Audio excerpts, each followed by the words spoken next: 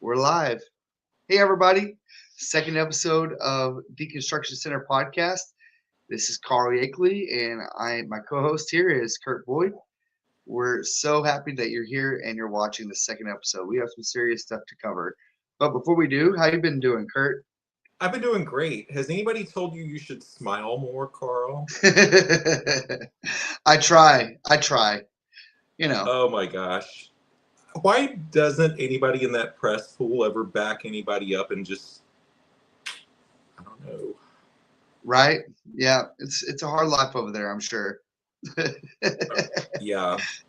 It's been All an right. interesting week. Mike Johnson, as Yahoo put it, mansplained religion to the Pope. I seen that. That's Yes, super funny. yes. Mike Johnson knows more than the Pope. Go figure. Go figure. I wonder what JD thinks of that. He's Catholic, so I don't know. JD's still having trouble wrapping his brain around the way we're treating people in Minneapolis. So, yeah, he's kind of in a tough place there because I mean I'm seeing all these Catholics come out and reprimand what's going on. It seems like I don't know how he falls in the line. all these MAGA Christians are just, I don't know. It's they're not doing very good on spreading those teachings of Jesus, it seems like. Not at all. Not at all. They have a different Jesus, it seems. Seems like they all have a different Jesus. They got that white blonde Jesus that hangs on the wall in their churches. Because Mike's Southern Baptist boy, and I know for a fact most of them think Jesus is white. So, well, a lot of them. I shouldn't say all. A lot of them do. Yes, a lot of them do. Yeah, Southern Baptist is a whole topic. Maybe we'll talk about in the future. I can tell you I can tell you a lot about that. Just briefly, did you ever hear about the curse of Ham? The curse of Ham? Yes. I think I learned about that in Sunday school one time, but it's been a while. What remind us what that is again? So, I mean, I was taught this very early. My grandpa was a Southern Baptist, and this is like their apologetics on slavery. Right. Because they get it. Yeah, we talk about it how the church started. Yeah, right. That's why they broke away. It is. All right. So today we're going to be talking about Jeffrey Epstein and focus on the family. And I guess we'll just kind of get on it. I actually read the story from Roy's report. I don't know if you guys ever heard of that. It's like a Christian media outlet, but they actually go into depth on, scandals that are in the Christian church, like the harmful culture that's going on in the church. And so they're pretty much an inside voice while we're an outside voice looking in it. They're inside looking, giving us a voice from the inside. So they released an article. I'll share the link in the description when we're done. And in the article, it gives us the link to the text message. Basically, kind of a TLDR. Jeffrey Epstein, a lot of his, right? We don't have all of the leaks, all the files, but they released a lot of files later in January, so just like last week. And we have a text message text message exchange between him and a friend. And the friend is asking about, she's asking about, going through some hard things with her father. And so when we look at the text message here, I'll try to share it on my screen here so we can kind of look at it. Yeah. Here we go. And let's see. Yeah, there you go. There we go. Okay. So we can see that we'll just kind of read through it. The blue is Jeffrey Epstein, and the white box here is his friend. I was reading Anonymous. This earlier. Oh. Yeah, and I mean he's acting like he's really nice, but I mean it's important to remember that he's definitely a predator. So he's trying to present himself as a nice person, someone trying to help. So it starts off with, as I said, never too busy to do nice things. Good morning, Jeffrey. What time do you prefer me to come? Thank you. When do you leave for Mexico? I assure your message was not meant to have a sexual overtone. What you meant was what time of day and place would be convenient for us to meet. Does tonight at 8 p.m. work? So he's already kind of like hinting, I guess, like, flirting in a weird, In his like weird really weird Jeffrey way. Epstein way. Yeah. Yeah. She said, I'm sorry, I didn't mean that. I was thinking it's a right way to ask. I am planning to go to Mexico first week of June. So they're pretty much, the first few messages are trying to figure out when would be a good time to meet. His friend's going to go to Europe. Asking doctors, talk about it tonight. What would you like? Something special to eat? Sushi, ice cream, cake. Nothing special. Coffee, cookies will be good. See you at 8. Have a good flight. And when we read on down, I don't want to read all of it, but I'll show the link where you can read all of it if you want to. Yeah. You get to the crux He, of it when you keep she's like, reading. thank you very much for your advice. Yeah, go ahead.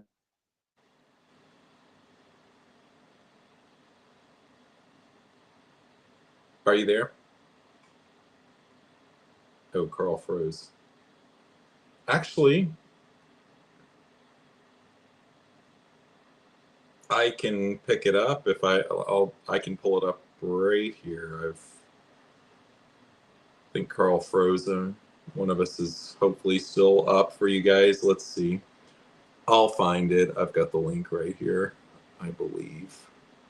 But yeah, the crux of this, basically, he ties in at the bottom of this message. He ties in James Dobson, All right. who, as you know, was he was the founder of Focus on the Family back in the 1970s and 1970s, I believe.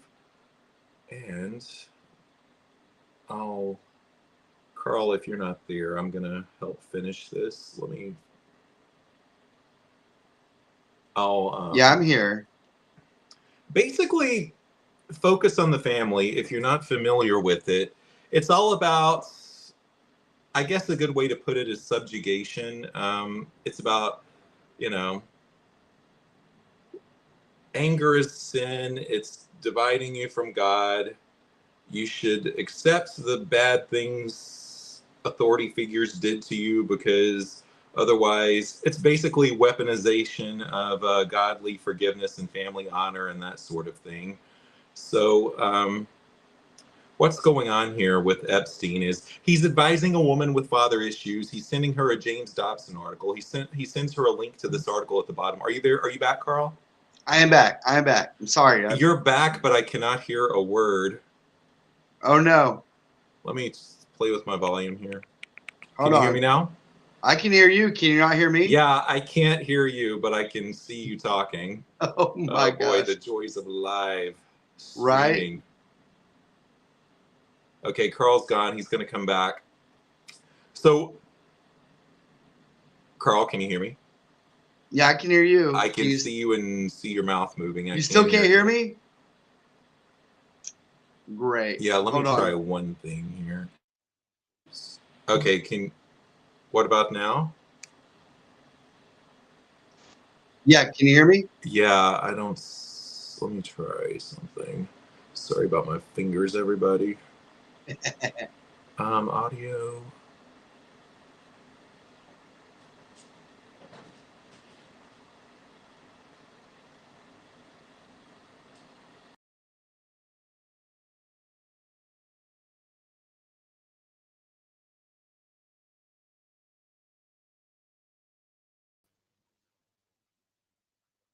All right.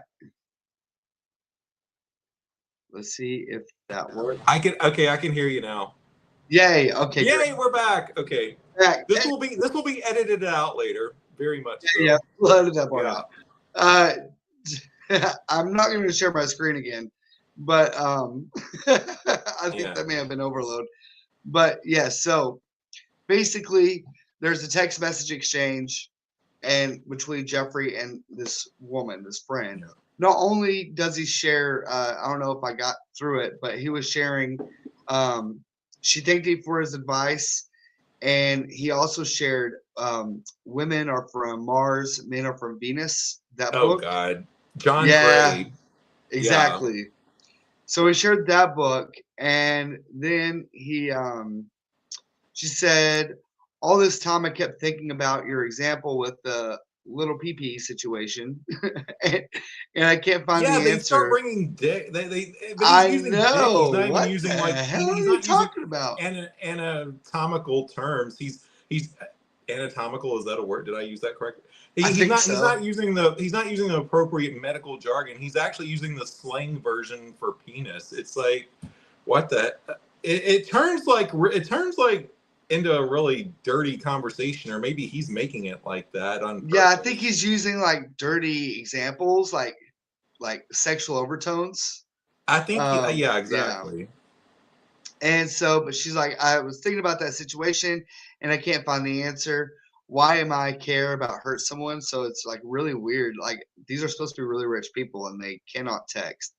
They But can't not spell and their grammar is terrible. I just like want to go through with a red ink pen every time I read I one of those text know. messages. Like, damn, are they from Arkansas? I'm from Arkansas. I can make that joke. Um, but she said, is it because I didn't realize I'm hurting him? So she's talking about her father. And he's like, no, you knew you were hurting him. And then he shares this James Dobson blog. And that is what we're going to be focusing on today. So basically, he is giving her this blog to help with her, situation with her father. And the I guess really the key points in the Roy's report is it's really a weaponization of godly forgiveness and family honor. So Epstein issues by sending her a James Dobson article. The advice is essentially to adjust expectations and question her own anger. Yeah, at the end of this message, you'll read that the last thing he's like saying is like, you really didn't appreciate the time I spent with you either. Like you could have said, is there anything I could do to explain? Oh, you froze again, Carl. Oh, Whoa. there you are. You're back. Okay. Can you hear me now? Yeah, I can hear you.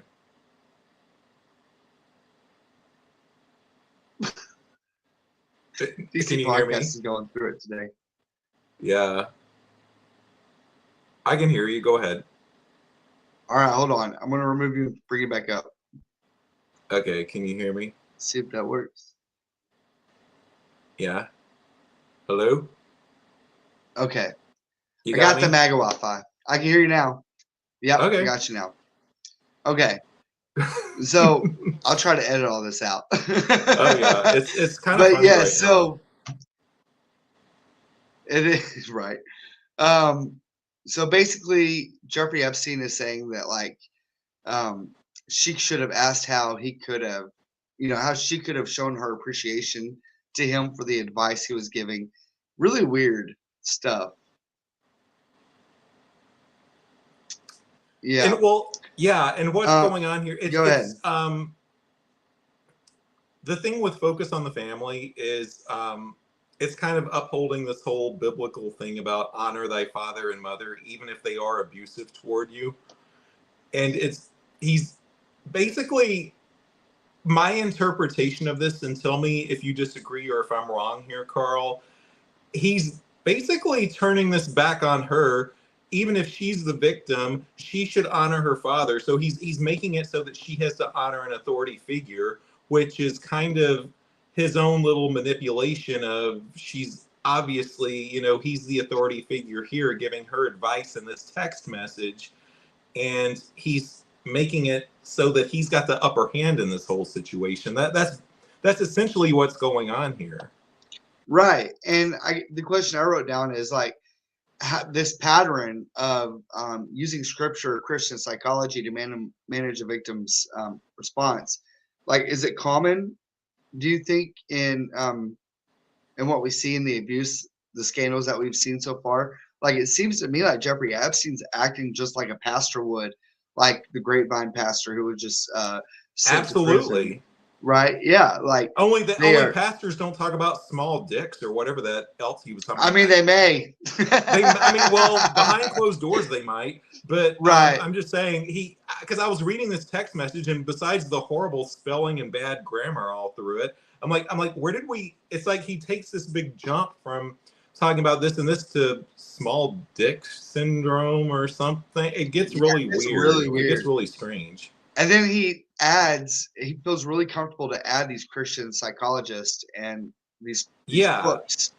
And it's really kind of a weird dichotomy. I feel like this is like a sneak peek on how abusers actually use the Christian psychology, which is, a yeah. pseudoscience. Yeah. It's like Um, he's turning it all back on the victim, exactly. making them feel like they're to blame for some of this when you know what I mean? Yes. When that's not the case. There is a minister, D.L. Mayfield, and he's been arguing that Dobson's materials actually appeals to abusers. Yeah. Timothy S. Rodriguez says Dobson teaches normalize excuse and justifies abuse as loving discipline. I remember hearing Dobson's radio station, and one time he was talking about, telling a mother, I spank my cats. I spank my dogs. Like I, teach them to obey me. That's how I discipline them. And kids are the That's same not as animals don't that. understand that. Yeah, I I'm not know. even It's condoning that for people, but animals, come on, that's like abuse, straight up abuse right right. there. And it's just really weird how he was just like, discipline them like your kid, like your pets. And I'm like, I don't even treat my pets that bad. You know, it's Your really, pets really don't weird. understand why I mean, like I was yelling at my cat this morning for walking under my feet, which was bad on my part. I mean, your cat or your dog or what, they don't understand that. I mean, They do you can not. get yeah, and while we're talking about focus on the family, they've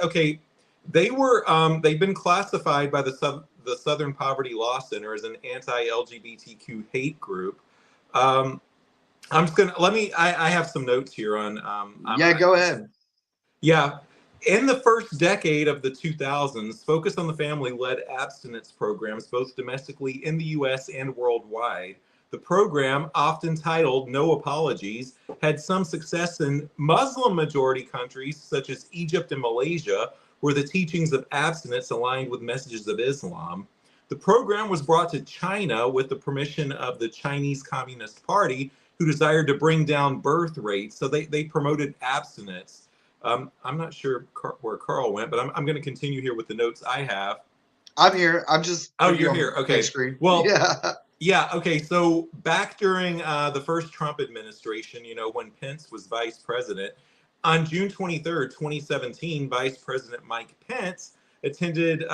This was Focus on the Family. Yeah. So yeah, 1970s was when they came about because 2017 was their 40th anniversary.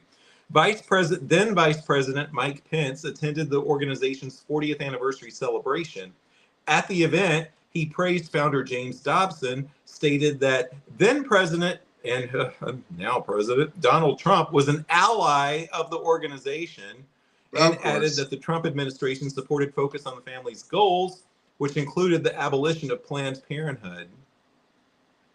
Pence's attendance at the event, along with Focus on the Family's stances on LGBT rights, was criticized by the Human Rights Campaign. And just, um, the abolition of Planned Parenthood, which comes up often because everybody automatically associates them with abortion. Planned Parenthood serves many, many more purposes in society than abortion. I mean, my gosh, Exactly.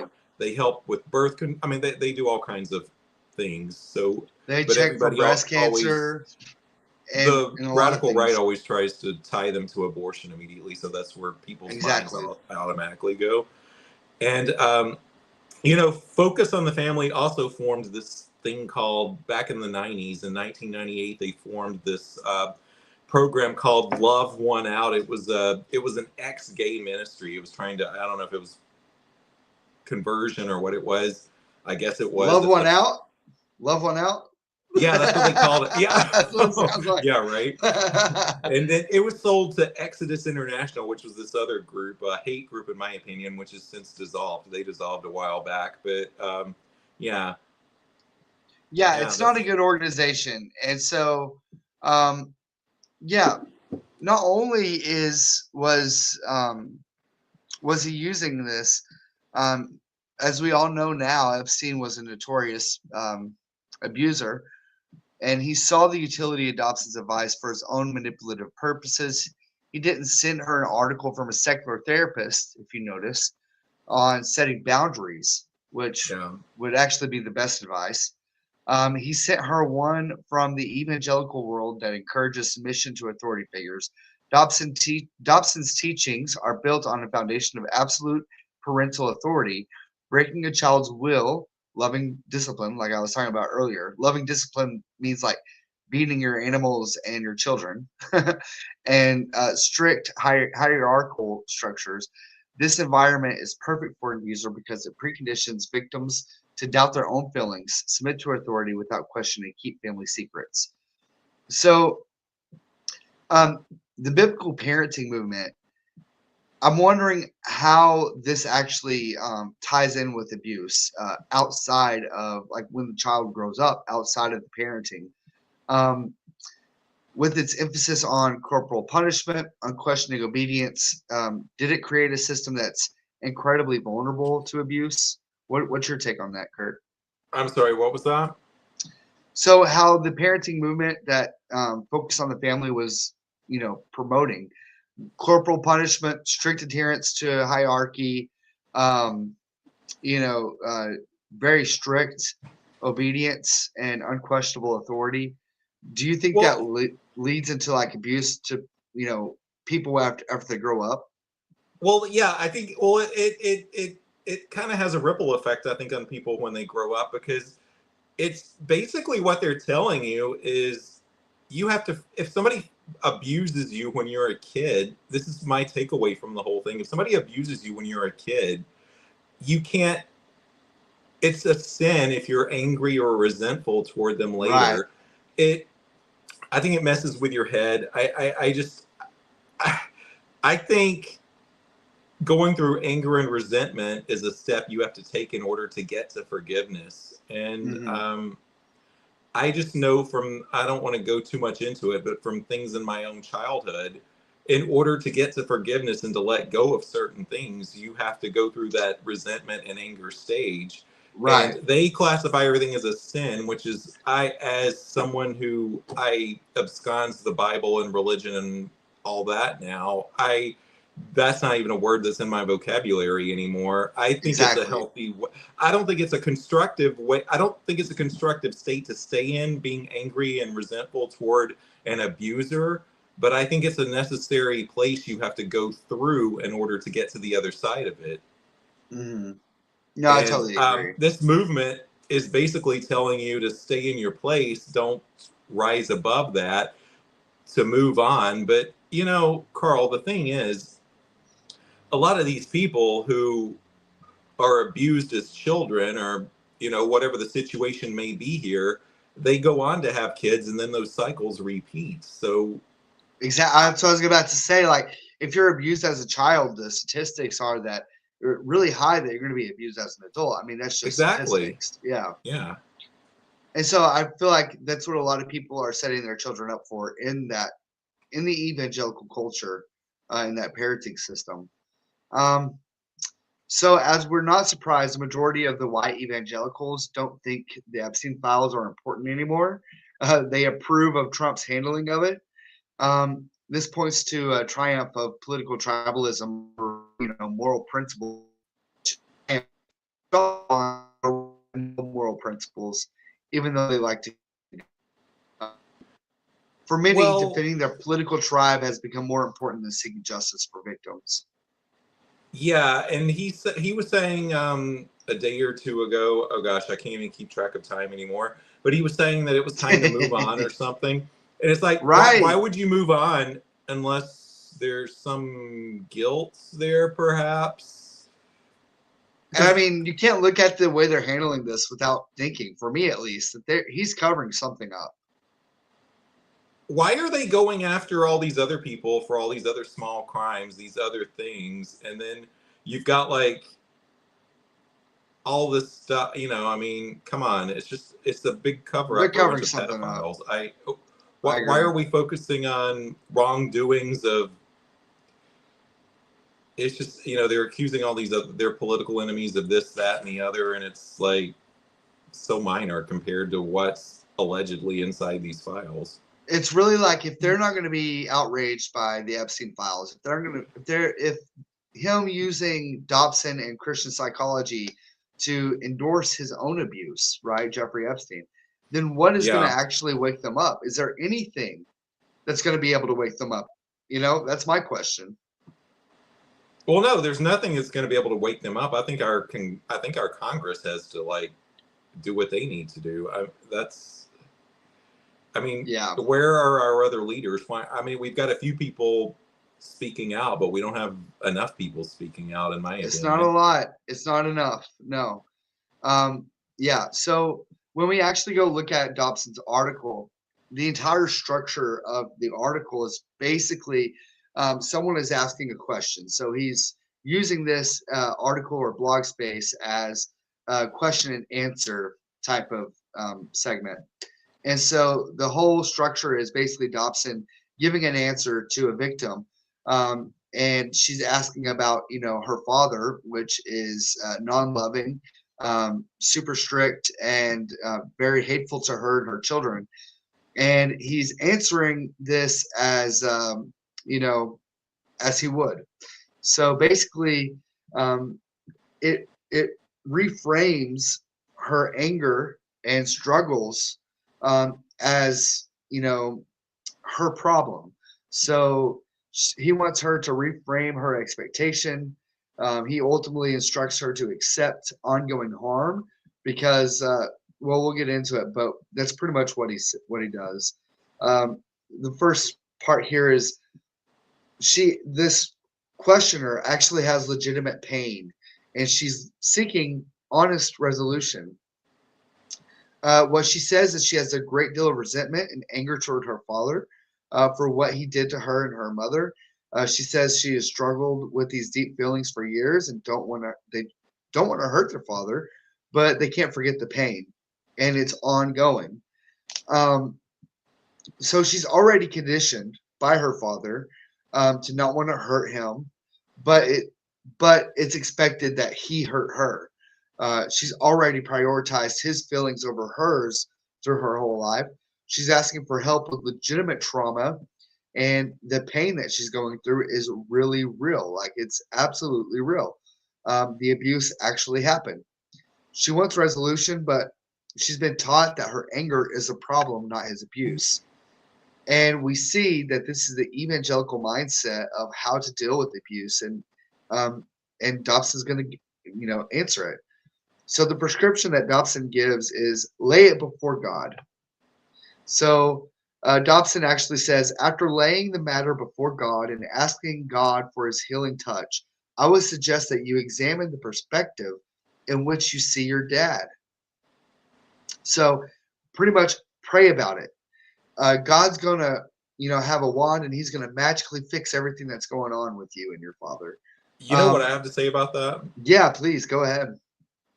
Fuck that noise. How do you know when God does his little magic wand? When Exactly. the fuck do you know? That is such bullshit. That's like letting an abuser get away with stuff. That's all it is. 100%. Yeah, because everybody, they like to go back to that stupid spare the rod, spoil the child bullshit. I'm sorry, I don't give a that's all it is to me. Just a bunch of words in a book of fairy tales. That's all it is to me. But listen, in order to heal from something traumatic that happens to you as a child, it's okay to stand up to your abuser. If anybody out there is abused and they don't know how to come forward, or they're worried about how to get treatment, or they're worried about dishonoring if it was a parental figure or somebody who did this, you have my full permission. Stand up to them. There is no rule or law anywhere that says you can't hate. Well, hate's not healthy, but I'm just saying, you can definitely go through a period where you hate your mom or dad or Mhm. uncle or aunt, whoever it was doing the abuse. It's totally okay to hate them until you find a healthier path to forgiveness. If you even, some people don't want to forgive. I mean, Mhm. who I'm not going to tell somebody they have to forgive somebody. I mean, it's probably recommended by the experts, but I would go to an expert. I wouldn't be waiting on Sky Daddy to heal you somehow. I mean, how are you Mhm. supposed to know when some imaginary guy in the sky heals you or gives you an answer about something? I mean, You that's the don't. problem too. You need to go to a professional for those kinds of They think things. Dobson is a professional, and he passed away last year, but they were thinking he was a professional. And that is the problem. We Well, have these yeah. Christians that act like they're professionals, but they have no idea what they're talking about. Well, that's when you have to look at the credentials of the professional that you do choose to go to. If they're where they're, how they're educated, what their background is, what their, Mhm. what their other patients say about them. I mean, you have to look at all those different things. And I mean, we I have something else pulled up here about, I almost Mhm. said something else instead of focus on the family. I have this big Turning Point USA article pulled up on my computer right here, but no, focus on the family. I mean, they've, we've learned through the decades that, the kind of poison that they've spread throughout society with their teachings, and it's, yeah, and where It's it's not rooted and good. where it comes from, and why my cat won't leave that cardboard box alone behind me. But but no, it's you, you basically what this is telling you to do is to subjugate to your abuser, and that's not how you heal from something that, like this. I'm not even a professional, but I know that much. Right. And I mean, the thing too that I wanted to say on this part is there is a cycle of abuse. So after the Yeah. abuse happens, the abuser has some type of guilt, and that's when they bring you flowers, and that's when they apologize, and that's when they promise it's never going to happen again. But like that can give you false hope, especially if you're, expecting God to magically fix things. And Well, so it's giving people false hope. it's also, I mean, it's all under the umbrella of gaslighting. That's all it It is. It's like is. one big gaslight thing. It's not even feasible. It's not realistic, not in today's time. You can't Mhm. waiting for the magic touch of God. I mean, I went a little strong on that a couple of minutes ago, but it's like, come on. It is. No, you're right. Everybody's got a different answer for when something like that happens. I mean, this person over here may think this person over here, oh gosh, that's so subjective, especially when people are I'm trying to think of the right word, sound a little more diplomatic than I did earlier. When people are so mired down in this way of thinking, Mhm. who's to say who's right and who's wrong and all of that? You know what I mean? No, exactly. It's basically the problem that he's saying is it's not her father, it's her perspective of her father. Like Right. we can't Well, and change your all along it's father, her but we can father. change If your he's the perspective. abuser, Yes. Yeah.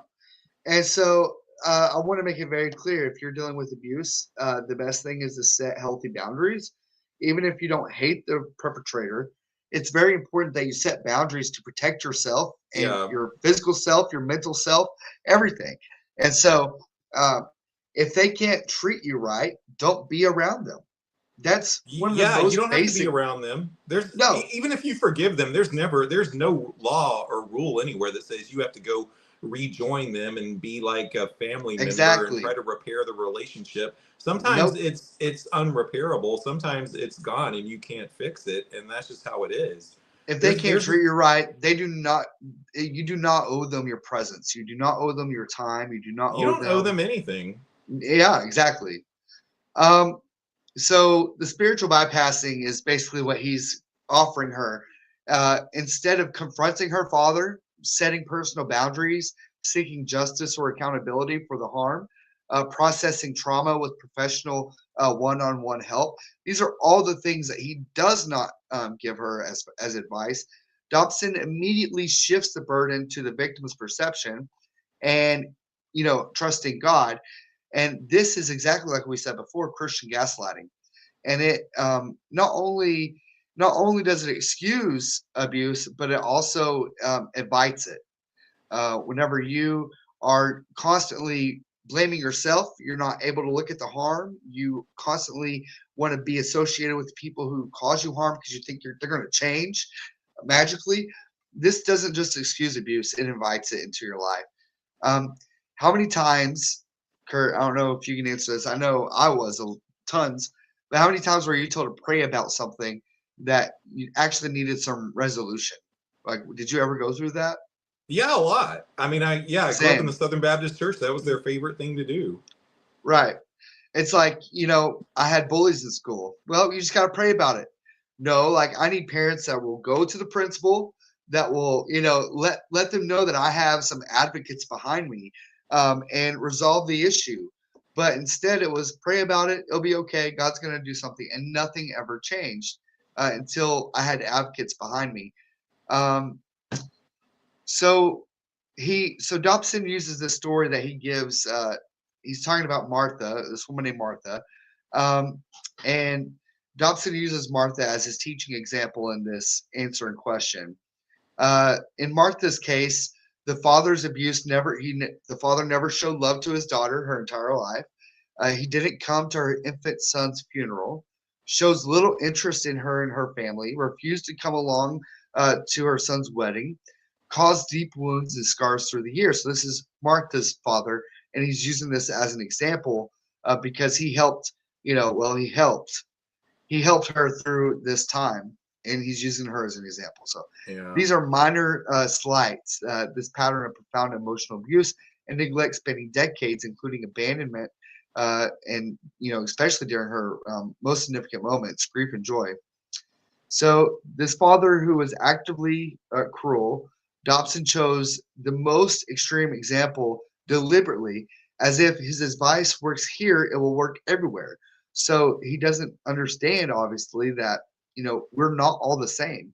That just because something helped one person, it's not going to help the other.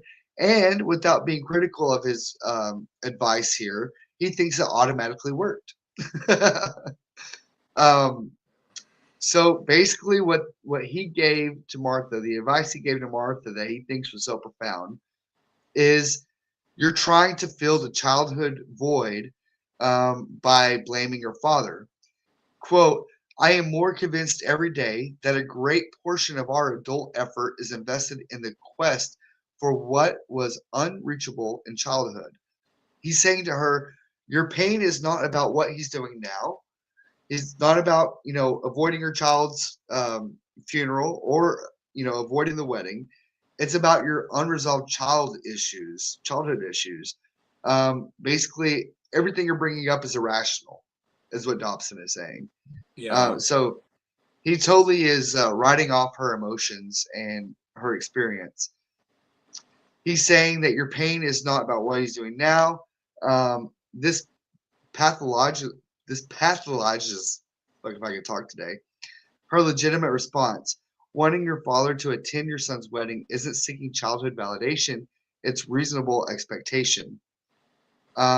So basically, for you having a reasonable expectation of your father, reasonable boundaries, you're in the wrong. In this article, he says about Martha, you're hoping for something he'll never be able to provide. Your dad, quote, your dad has never met the needs that a father should satisfy in his girl. So I think you are still hoping that he'll miraculously come to what he's never been.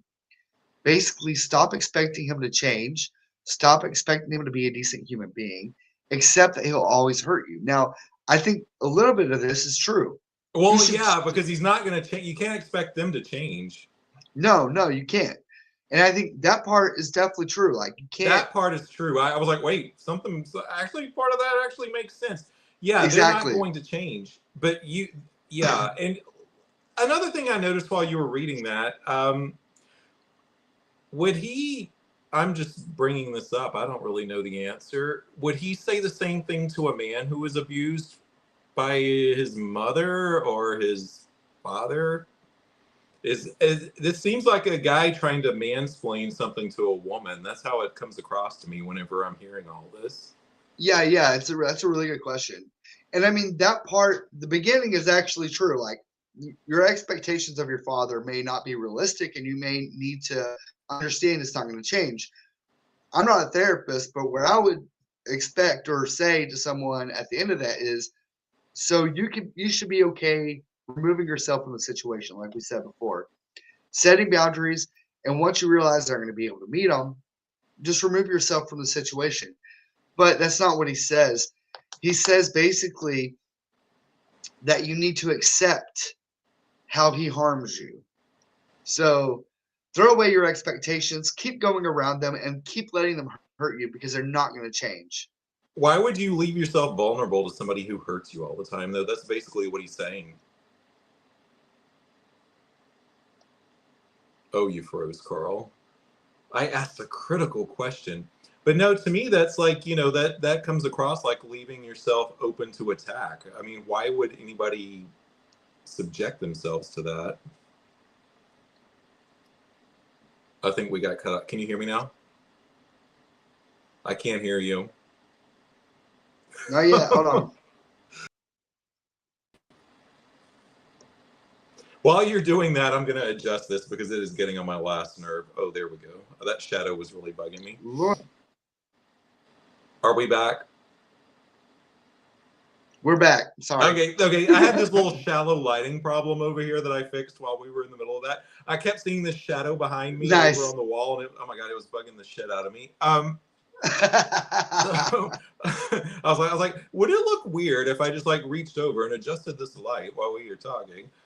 No, but no, great. And I don't know how much of that went that I just said, but everything you were talking about before that, you're leaving yourself vulnerable. You're leaving yourself open to the person who attacked you or abused you. Why would somebody tell you to keep doing that? That doesn't gel with anything. That doesn't promote any kind of healing. That doesn't promote any kind of moving forward and having a healthy life. After you've gone through this, why would somebody tell you that? And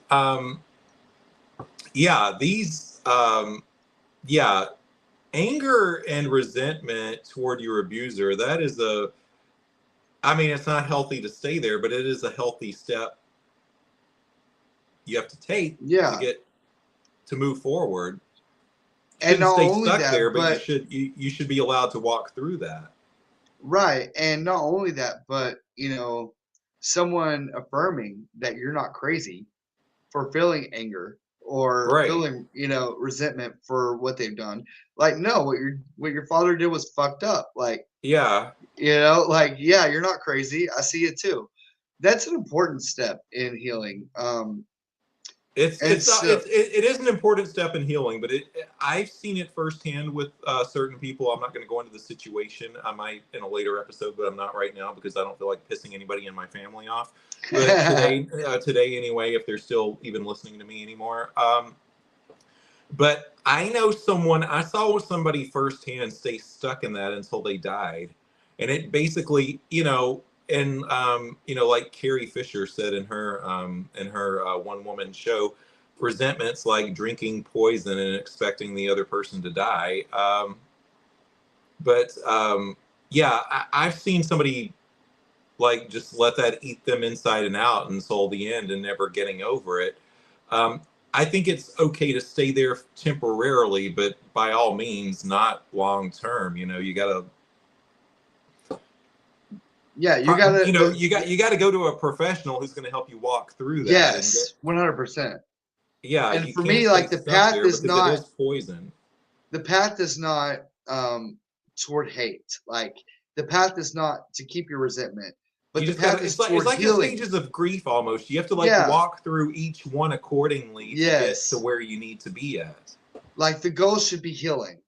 Exactly. And healing if should we be have the to end go through goal. hate, yeah. If we have to go through hate to get there, as long as you're healed, if we have to go through separating ourselves from the person that's harming us, so be it. If that's probably going to need to be something like seeing a professional, so be it. As long as you're walking toward healing and treatment, that's good. That you're doing good.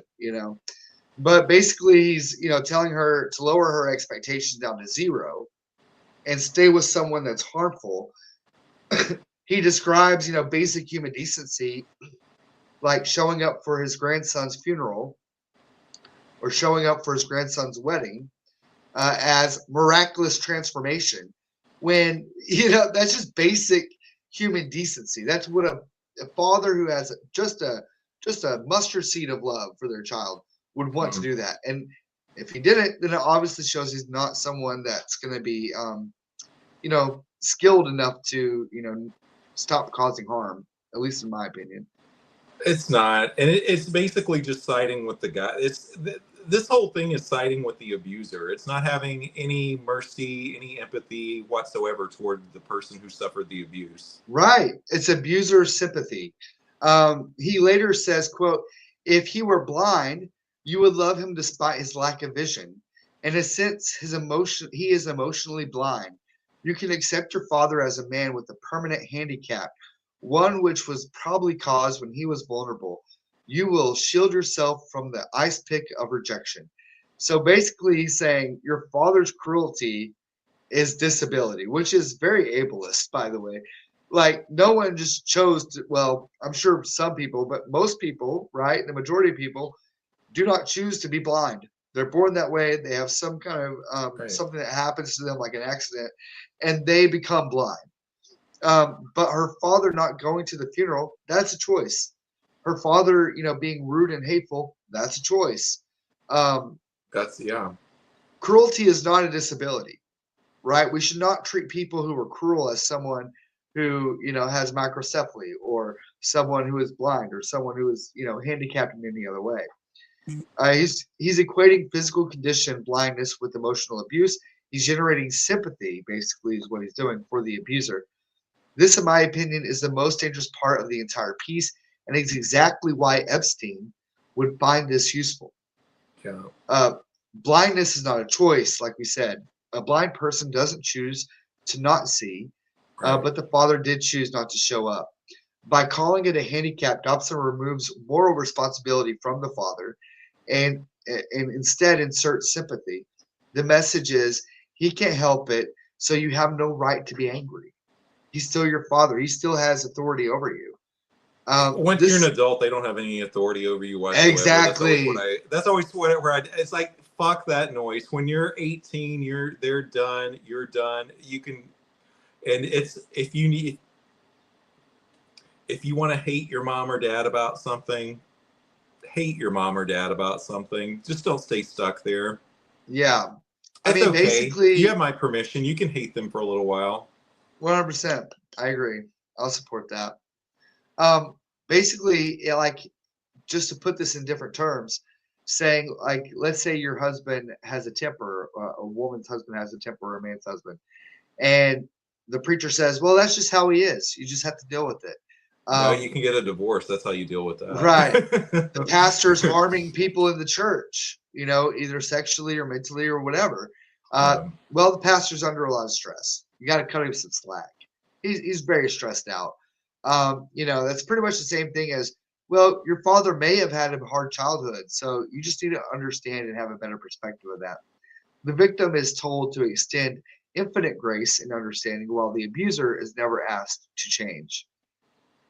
Um, Right. yeah, there's more here, but I guess I'll just go down to the last piece. Why Epstein chose this piece. Epstein sent this article because it does exactly what he wanted and needed it to do. It tells the victim her anger is a problem, not the abuse. It instructs her to lower her expectations of the abuser to zero. It reframes the abuser as the victim, deserving of sympathy. It teaches her to harm or to accept harm as a permanent and unchangeable event. The conditions to her self-silence, to stop advocating for herself, to stop demanding better. This is a perfect grooming tool, and it's clear when at the end of that text message exchange, he's saying, "Why didn't you ask how you could have shown your gratitude to me? Show me appreciation."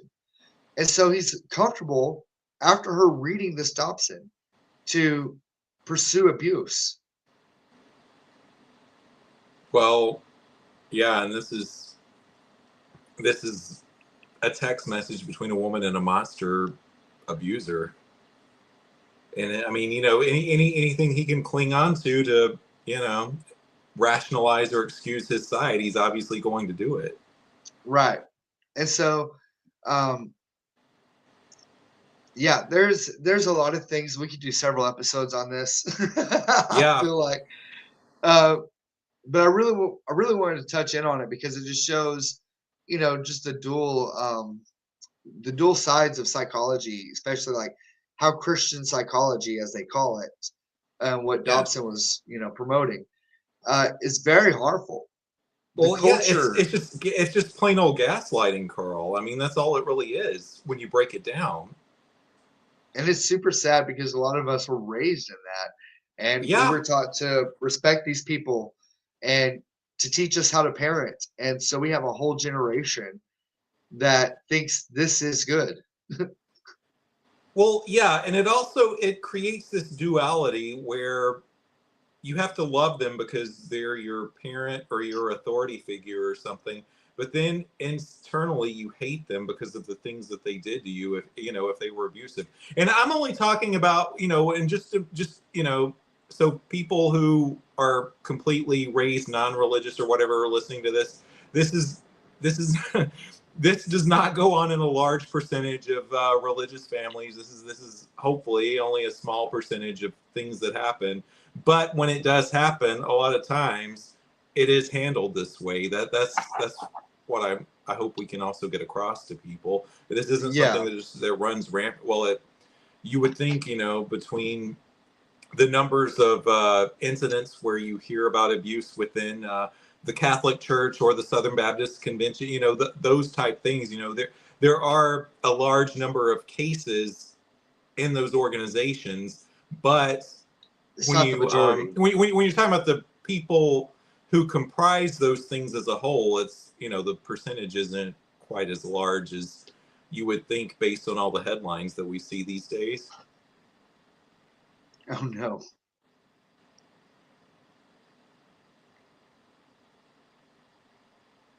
Yeah. But yeah, we see that. We see the headlines. We know what goes on. Are you there, Carl? I'm here, but you're kind of cutting out. Am I? Okay. Well, I'll repeat what I said just in case. Tell me if I'm cutting out, and then I'll start over. But and we can edit this later for the recorded version. But no, For sure.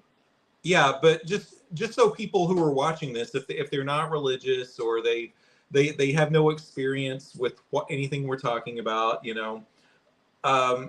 this there are a lot of religious Christian families out there who are good people who do the right thing. These kinds of abuses don't go on in a large numbers of families. It's just some, we see these headlines in the news about abuses within the Catholic Church or within the Southern Baptist Convention, and we want to associate abuse with those organizations, whereas you think of all the numbers of people who comprise these organizations, the numbers of abuse cases are a small percentage, but they are serious enough where you have to look at the root cause, how it's handled. If it's handled, a lot of times they like to keep these things quiet and not handle them at all, and that does nothing for the victim, does nothing absolutely at all for the victim, and it certainly does nothing for punishing or taking the steps necessary to handle the abuser. Yeah, I would say that there's probably a lot more abuse than we would actually even think, because a small percentage of them get reported. And yeah, and then you have to think about all the ones that aren't reported. Exactly. And then you think about them cheering on this culture, and people like James Dobson, they're not skilled enough to understand that this is perpetrating and inviting abuse. So I agree. Not every case, like most people are not monsters, right? And I would agree that most people, even in Christianity, want to do good. But I would say that I agree with that. Yes, they're not skilled. And so if I would say that they are actually equipped by toxic philosophies and toxic psychologies that, I just wouldn't trust them very much. If Well, that yeah, makes any and sense at also, all. Like, I wouldn't be surprised if somebody with a good heart was actually being harmful because they're just not skilled, like not because they're a monster, but because they think that beating their child is a good thing and they well, want to do the good thing. and Carl, also, we both grew up in a region where corporal, I don't know, you're a little bit younger than I am, but No, yeah, 100%. Corporal punishment was the thing. corporal punishment was a big deal. I mean, not a big deal. That's wrong. It was It common. was. I mean, when I grew up, the teachers were still allowed to pull out the paddles and spank the kids Same. without a witness. When I was in elementary school, corporal Okay. punishment was very big. I mean, my parents, their parents, and then their parents were all about, switches and, spanking Spare and the belts rod, and all spoil that the stuff. child. Yeah. And I'm not saying it's right, and I'm not saying that's how people should do it, but we were taught as kids to be fearful of getting our asses beaten. I mean, let's just, Yes. in my family anyway, and I'm not saying it's right, and I'm not accusing my parents of anything, but it's just, that was common back then. And I think hopefully now we realize it's not the right way to handle it. I mean, Right. yeah, and things have changed for the better, I think. I believe there are ways of disciplining kids without doing that. Oh yeah, 100%. My great grandma loved Dr. Phil, but whenever he started talking about, one thing I will give him credit for is he said, spanking children, like corporal punishment, is harmful. And she did not like it when he would talk about that. Like, he Well, would a have lot a of whole elders segment don't on it. like it, but it doesn't mean No, it's right. exactly. So it does take a lot of courage to, speak out against those stuff, especially back then. But, I agree. I think a lot of that stuff is changing. But I have a friend, her name is Bree, and she came out of the, I don't know if you ever heard of the 18 Kids Accounting documentary on Oh yeah, yeah. TLC, the The TV show. Duggars. Yeah, the Oh Duggars. yes. They're from Arkansas, but she came from their cult. So it was like it was a cult for We need sure. to have her on. We do. And she talks about how, one of the things that made her leave was them expecting her to spank her child, like her infant, like her newborn. She's not the one Like, who wrote the book, is she? no. Okay. But they did expect her to, corporal punish her baby, her newborn baby. And it was Can't. just like, that's the thing that broke the camel's back for her. She was like, that can't be good. How is your baby supposed to understand that? Right. They said it's, they will. They said that it's training and they'll understand it. And it's just wild.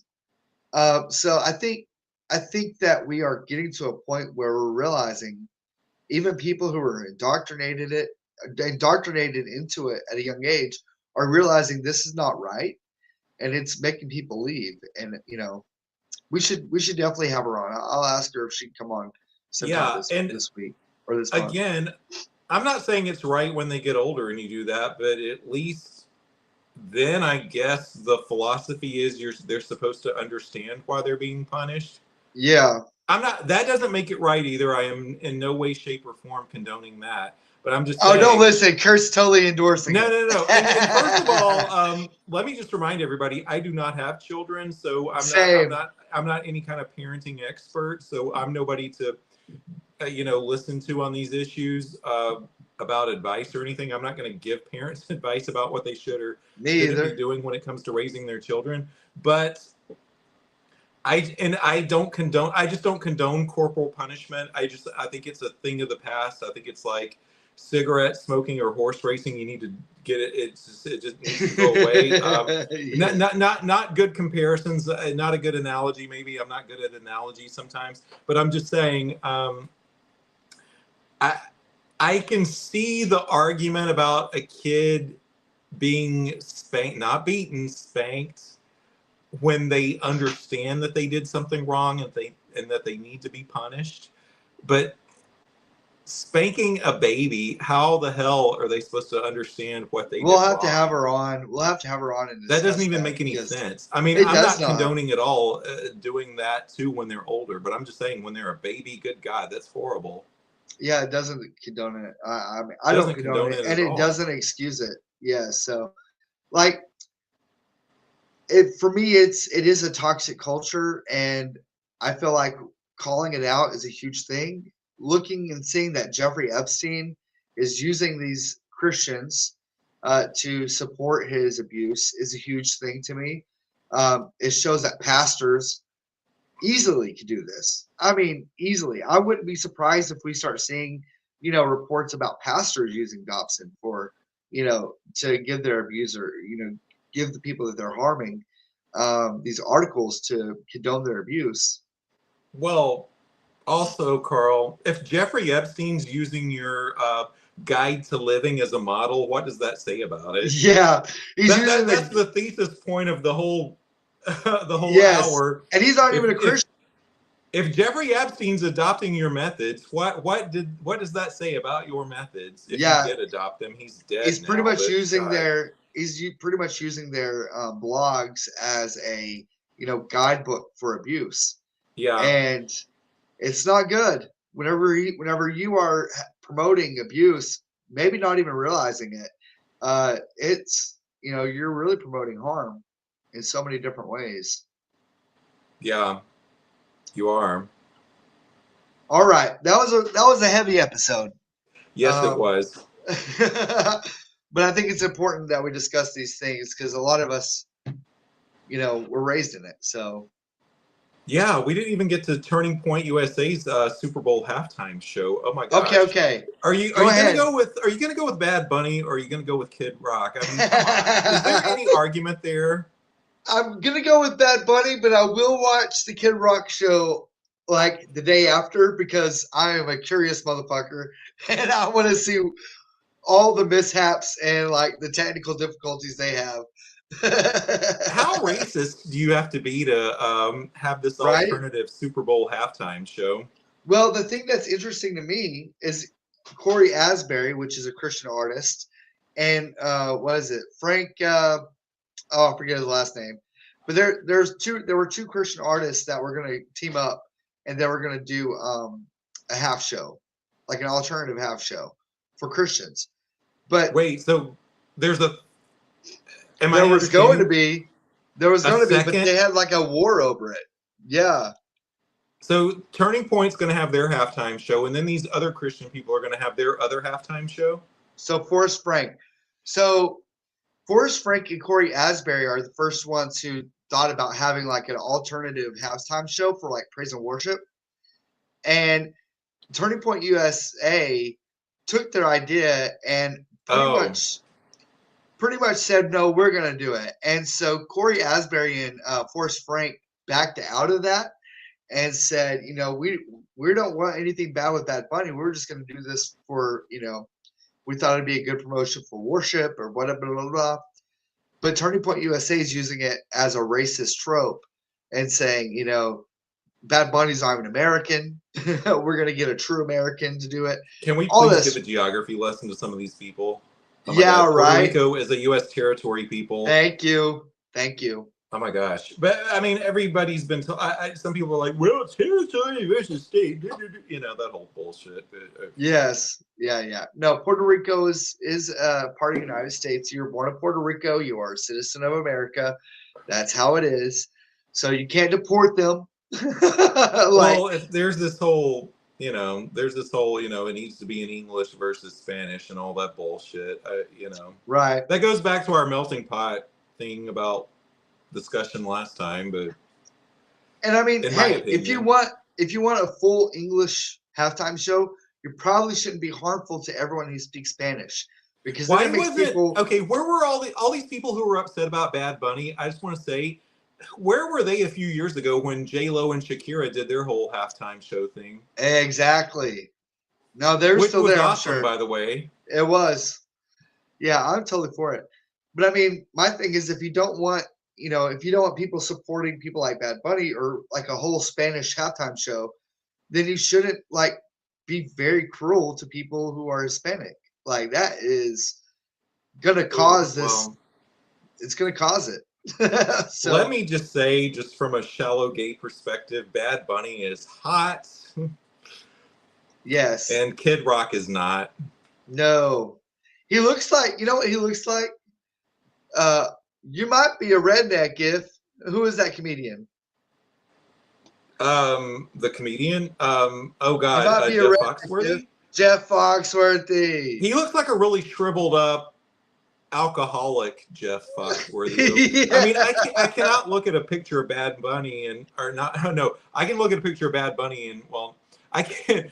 Okay, Bad Bunny, you're no longer in this conversation. I love you, but I can't look at a picture of. I can't look at a picture of Kid Rock without like smelling stale Marlboros and like you know Pabst Blue Ribbon like coming out the tap. I just can't. Yeah. Or not? No, you know Pabst Blue Ribbon's too good for him. I'm like, we're talking Natty Light. Just like really stinky day old Natty Light in the that got spilled into the rug or something. Oh no. Yeah. Yeah. No, he looks awful. I was trying to find a picture of him. Yeah, it's like okay, this is your Christian singer that you're getting for this. And this just goes to show this is not about Christian values. This is about politics. Because Kid Rock's like such a right winger. That's all this is about. This is not about religion. It's about politics. That's all it is. It really is. And wait.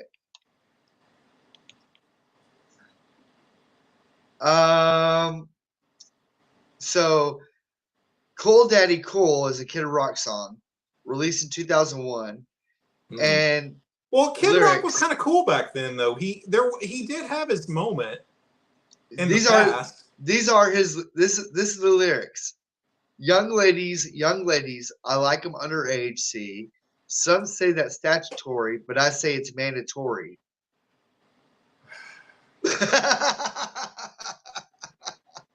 Well, and I'm not gonna like try to get a suit or anything, but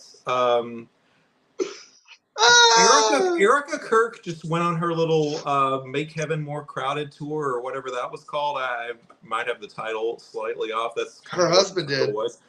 And just you know, I'm not gonna say anything more, but just go back and look at who she was aligned with, who she did this tour with. Right. Yeah. Yeah. Just the guy that she aligned herself with, that she did this tour with, Google him, see what was going on there, what his deal is, and So next week we will have more to say about the Super Bowl, about Turning Point USA, and we'll go over the highlights of Bad Bunny and Kid Rock show. Yeah, and I know which one I'll be watching. So, all right, everybody. Kerr, is there anything else you need to say before we sign off? Yes, just you know, on a more serious note, if you're an abuse victim, if you're a survivor of abuse, just you know, don't pay attention to what Focus on the Family tells you. Go to a professional, a real professional, and see if they can help you. Don't pay attention to what some of these other people are telling you. Don't subjugate to your abuser. Walking through the steps of recovery and hating your abuser is okay. You don't have to, you know, you don't have to accept what happened to you. A Christian counselor is not the same as a Christian therapist. Right. So you can be a Christian therapist and still offer really good insight and without bringing your religion into your practice. A Christian counselor has no training. They do not have the training that a therapist has. Right. Like a pastor could be a Christian counselor with very minimal training, maybe training from the denomination or people like Focus on the Family. So I just want to give that advice out. So like, just go to a real professional. Yeah, exactly. Just because they describe themselves as a professional doesn't mean they are. So look for a therapist, look for a psychologist that can, you know, recommend you to a really good therapist. There are many ways to find it. So BetterHelp, I know, is a good place to go. So if you're in like a rural area or you don't have a place to go, BetterHelp is a good place to go.